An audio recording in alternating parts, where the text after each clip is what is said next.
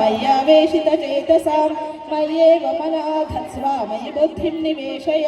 निवसिष्यसि मय्येव अथ ऊर्ध्वं न संशयः अथ चित्तं समाधातुं न शक्नोषि मयि स्थिरम् अभ्यासयोगेन ततः मामिच्छाप्तुं धनञ्जय अभ्यासेऽप्यसमर्थोऽसि मत्कर्म परमो भव मदर्थमपि कर्माणि कुर्वन् सिद्धिमवाप्स्यसि अथैतदप्यशक्तोऽसि कर्तुं मद्योगमाश्रितः सर्वकर्मफलत्यागं ततः कुरु यतात्मवान् श्रेयो हि ज्ञानमभ्यासात् ज्ञानाध्यानं विशिष्यते ध्यानात् कर्मफलत्यागः त्यागात् शान्तिरनन्तरम् अद्वेष्टा सर्वभूतानां मैत्रः करुण एव च निर्ममो निरहङ्कारः समदुःखसुखः क्षमे सन्तुष्टः सततं योगी यदात्मा दृढनिश्चयः मय्यर्पितमनो बुद्धिः यो मद्भक्तः स मे प्रियः यस्मान्नो द्विजते लोकः लोकान्नो द्विजते च यः हर्षामर्षभयोद्वेगैः मुक्तो यः स च मे प्रियः अनपेक्षशुचिर्दक्षः उदासीनो गतव्यथः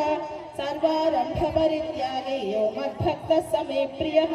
यो न हृष्यति न द्वेष्टि न शोचति न काङ्क्षति शुभाशुभपरित्यागी भक्तिमान् मे प्रियो नरः ये तु धर्म्यामृतमिदं यथोक्तं यो मद्भक्तः स मे प्रियः शुभाशुभपरित्यागी भक्तिमान् मे स मे प्रियः समशत्रौ च मित्रे च तथा मानापमानयोः शीतोष्णसुखदुःखेषु समस्सङ्गविवर्जितः तुल्यनिन्दास्तुतिर्मौनी सन्तुष्टो येन केनचित्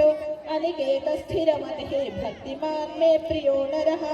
ये तु धर्म्यामृतमिदं यथोक्तं पर्युपासते श्रद्धाना मत्परमाः भक्तास्तेतीव मे प्रियाः ॐ तत्सदिति श्रीमद्भगवद्गीतासु उपनिषत्सु ब्रह्मविद्यायां योगशास्त्रे श्रीकृष्णार्जुनसंवादे भक्तियोगो नाम द्वितीयोऽध्यायः सर्वधर्मान् परित्यज्य मामेकं शरणं व्रज अहं त्वा सर्वपापेभ्यः मोक्षयिष्यामि मा शुचः।